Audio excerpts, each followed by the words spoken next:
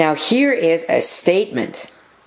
I am uploading a YouTube video, or well, actually rendering a YouTube video, but I will be uploading it from here too.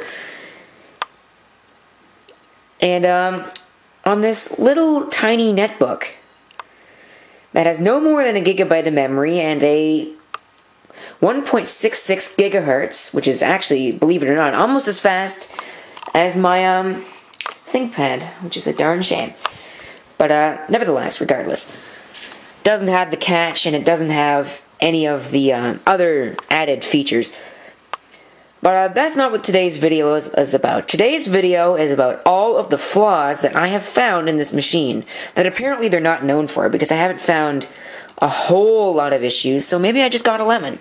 But if anybody else has had problems with the Aspire 1 532H, I believe it's a 2807.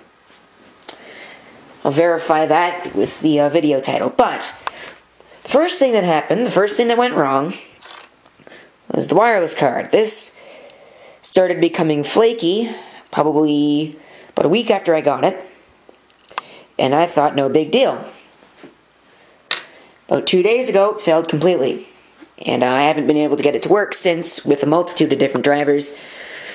So what I'm doing in the meantime, I'm going to have to go ahead and get another one, if I even decide to get another one. Reason for that thought coming up in just a little bit. It's going to take almost an hour and a half to render that 5-minute long video. Like I said, I'm borrowing the internet connection off of my PowerBook G4, because I tried borrowing the network connection off of my ThinkPad, and I can't seem to enable internet sharing on that stupid Vista machine, so whatever.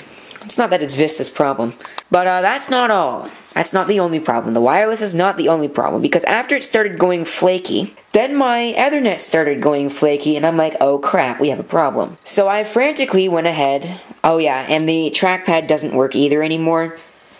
Well, actually, it does work, but I disabled it, because it really doesn't work. And I'll tell you what, I'm not a fan of these stupid glossy palm rests. Whoever's brilliant idea it was to make laptops like this, they should be fired. There's my SD card blank. But yeah, so my VGA still works, and thank God. But I went to go frantically copy, I had this mouse plugged in, alright. I went to go frantically copy a new Ethernet driver, because I thought maybe I just need to download an updated driver. And I downloaded the updated driver for, I believe this has a Broadcom in it. Actually, no, it's an Atheros, never mind.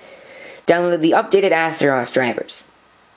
Turns out I am running the updated Atheros drivers after a quick check. But what I found out is that both of these two USB ports do not work. That's right. Both of them are non-functional. And that this machine will occasionally ramp up its cooling fans to overdrive, which is probably a result of me overworking it, but, you know, what can you do? This is going to take all freaking night. I think I opened up the event viewer, but I don't know. I'll be back in just a second. And it would see that my event viewer has just stopped working. Well, aren't we just a ray of sunshine? I am really losing my patience with this machine. The snap-in is not... Oh, shut up. And, oh yeah, here we go. This is all recent errors. I'll show you all of them that show up. Well, if I showed the screen, it would probably be a lot more useful. Well, let's see. When did I start this machine up? Let's go ahead... back. This is about in the morning. Okay, so we have an ACPI problem. Alright. Obviously, we have something wrong with the controller, the embedded controller on this machine.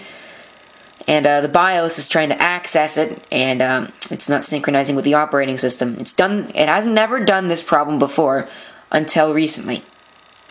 Until I found all these problems. Until actually, after I found out that my Ethernet was going flaky, I found this. So my security client, I know how to fix that, but I just haven't got off my ass and done it. More ACPI problems, and we have some minor registry corruption. So, yeah, I don't know what I'm going to do with this machine. I may use it to render just short videos, but I don't have any place in my fleet for broken equipment, at least not locally. Well, long story short, I don't know what I'm going to do with this machine. It's either on its way for a rebuild project, or it's on its way to the trash. I'm not sure which route it's going to take. At this point, it's probably going to the trash because I have no room in my fleet of computers that I own currently to have a broken netbook. I am definitely, before I throw it away, well, I'm not actually going to throw it away, I'm going to recycle it, like a responsible person, because I am responsible. Nevertheless, I don't throw away equipment without having a good reason to. But what I think I'm going to do is I'm going to salvage parts from it and then just junk the whole thing. Because I know the motherboard isn't good. I know that the trackpad may or may not be good. I think the trackpad actually has a hairline crack in it from the previous owners beating on it. If you've seen some of my previous videos of this machine, you'll know exactly what I'm talking about. And that should also serve as a reminder. Still don't know how they managed to shatter the goddamn power button, but whatever. But yeah, I don't know what I'm going to do with it. But the bright side is that this thing has a 160 gigabyte Western Digital Scorpio Blue hard drive. Those are really nice drives for what they are.